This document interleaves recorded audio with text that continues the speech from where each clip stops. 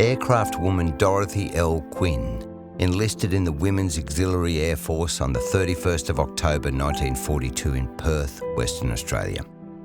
On completion of her training, she was posted to the No. 1 School of Technical Training at the Exhibition Buildings in Melbourne. Dot's task was to provide basic medical care to the men and women of the RAAF and Women's Auxiliary Air Force based there. I think over the years the floorboards have shrunk. Somehow the dog tags fell through the gap. Whether she was dancing, whether she was working, I've got no idea. At the start of this year, I asked my father, could I transcribe his war diaries? I never knew my father to show too much emotion, but the emotions that he put in to that diary after meeting my mother, amazing. Absolutely. Oh, God, I'm getting emotional here. Sunday, 3rd of October. Slept in again. After dinner, the boys and I went for a drive in Don's old jalopy. After this, I went for a dance at the Palais Royal, met 2 WAAFs and had a good time.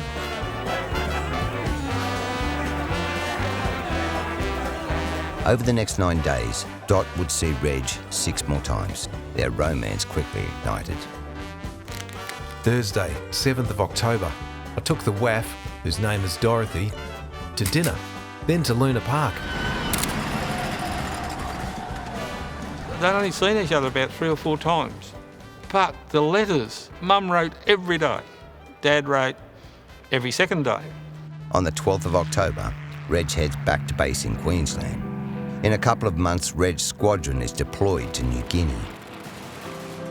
War is the only thing that can keep them apart. Sergeant Reginald B. Hubbard was an air gunner and navigator with RAAF 23 Squadron, one of only 5 Australian units equipped with American-built Vengeance dive bombers.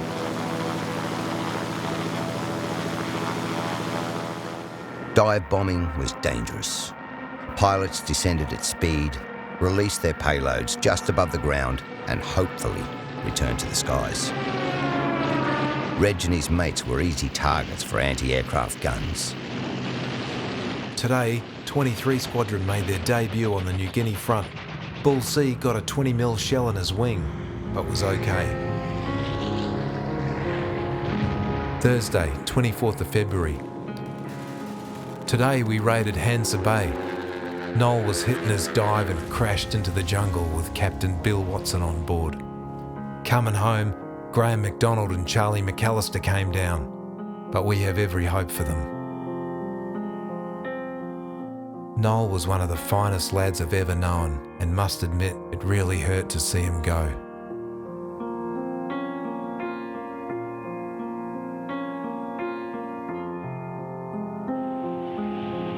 '23 Squadron lost 5 planes during aerial bombardment of the Japanese stronghold at Hansa Bay in New Guinea on February 24th, 1944.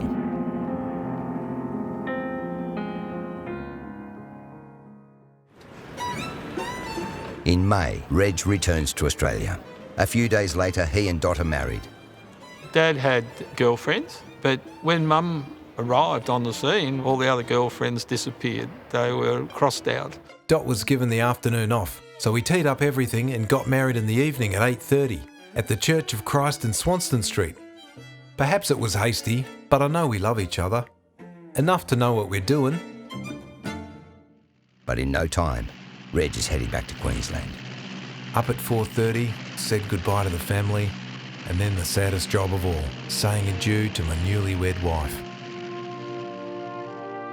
A month later, Reg and Dot arrange leave so they can spend time together.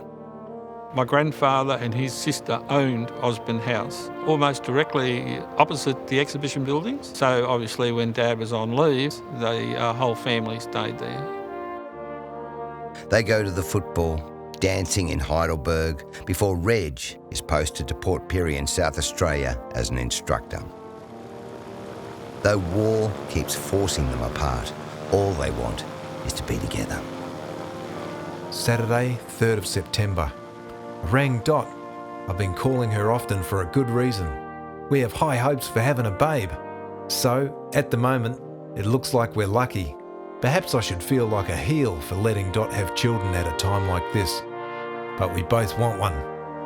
Everyone was counting up the dates when I arrived, but they fooled everyone because they'd been married 11 months when I was born. Yeah. Great was the joy and pride when I arrived at Perth and was greeted by my ever-so-sweet wife and for the first time, my son. Sunday, 3rd of June, 1945. Today's our first wedding anniversary, although it feels like we've known and loved each other for an eternity. When finally reunited, they spent 53 happy years together. Reg lost his beloved Dot in 1998 at the age of 75. My father has just turned 98. He's still going fine. And the other day when I was up there, he said, "I'm good for another 4 years." And I said, "Dad, it wouldn't surprise me at all."